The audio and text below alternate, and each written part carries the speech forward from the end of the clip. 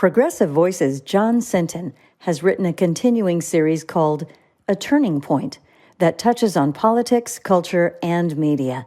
You can hear the short essays in the on-demand section of progressivevoices.com and on the PV app. For Progressive Voices, I'm John Sinton, and this is A Turning Point. Today, the Gulf of America.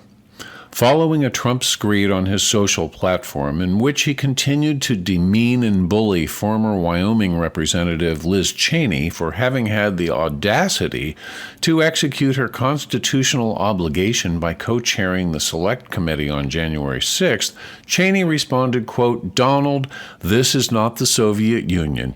You cannot change the truth and you cannot silence us. Remember all your lies about the voting machines, the election workers, your countless allegations of fraud that never happened. Many of your lawyers have been sanctioned, disciplined, or disbarred. The courts ruled against you, and dozens of your own White House administration and campaign aides testified against you. Remember how you sent a mob to our Capitol and then watched the violence on television and refused for hours to instruct the mob to leave? Remember how your former vice president prevented you from overturning our republic? Well, we remember. And now, as you take office again, the American people need to reject your latest malicious falsehoods and stand as the guardrails of our constitutional republic to protect the America we love from you." Unquote. Although the Biden administration is leaving the once and current president a robust economy and nation, which by all economic indicators is on the rise, Trump continues to complain that our nation is, quote, a disaster. Of course, it's in the new guy's interest to claim that things are worse than they are, saddling his predecessor with negative perceptions, even if they don't represent reality. After all, Eisenhower did it to Truman and Kennedy did it to Eisenhower. In both cases, the country was already strong and healthy. Mr. Trump is inheriting a country that by nearly every measure is in better shape than any president has inherited since George W. Bush inherited the robust Clinton economy and budget surplus. One assumes the president is aware of this, but he can't let his voters think that he was born on third base. He needs them to think that he hit a triple. From the New York Times, quote, "For the first time since that transition 24 years ago, there will be no American troops at war overseas on Inauguration Day. New data reported from the past few days indicate that murders are way down. Illegal immigration at the southern border has fallen even below where it was when Mr. Trump took office the first time, and roaring stock markets finished their best 2 years in a quarter century," unquote. Voters who only get their news from the right-wing media ecosphere believe that we are a crime-ridden, drug-infested, high-inflation nation. The remaining 70-some million of us are unable to recognize the disaster he talks about. Quote, "President Trump is inheriting an economy that is about as good as it ever gets," said Mark Zandi. He's the chief economist at Moody's Analytics. He goes on, "The U.S. economy is the envy of the rest of the world, and it is the only significant economy that is growing more quickly post-pandemic than pre-pandemic," unquote.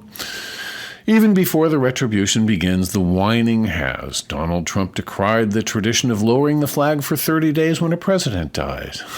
He complained that he shouldn't have to be inaugurated under flags that are flying at half-staff, so his loyal follower, Speaker of the House Mike Johnson, ordered the Capitol flag raised for Inauguration Day, as did sycophantic Governor Greg Abbott. Try though I will, I can't make sense of this. I have to wonder that if the tables were turned, wouldn't Trump want flags flying at half-staff for him? Well, heck, I'll bet he'd want them that way for 30 years as opposed to the mandated 30 days. While all the chatter about taking over the Panama Canal, Greenland, and Canada by force if necessary blends into talk about pardons for the J6 rioters, short shrift is given to the Biden accomplishments that actually got the country moving again. Thomas Edsall points out that, quote, "The detailed economic studies compiled by the Brookings Institution clearly demonstrate these favorable trends. The American Rescue Plan, the Bipartisan Infrastructure Law, the CHIPS and Science Act, and the Inflation Reduction Act were all crucial to the effort of restoration and all passed without Republican votes. That inconvenient fact did not stop Republicans from cutting ribbons and taking credit for all these practical measures that have benefited everybody. According to Georgia lawmaker Andrew Clyde, January 6th was just an average tourist day at the Capitol.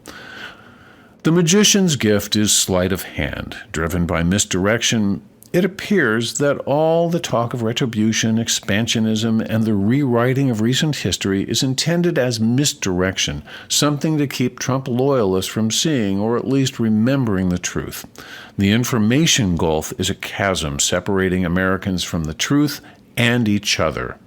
Now we'll see what the new president does versus what he says. For Progressive Voices, I'm John Sinton. Go to the on-demand section of progressivevoices.com or the PV app and look for A Turning Point. PV brings you the best progressive audio and video in one free stream. Stephanie Miller, Tom Hartman, Randy Rhodes, David Packman, Brad Friedman, and more. Search Progressive Voices on the TuneIn app, download the free Progressive Voices app, or go to progressivevoices.com.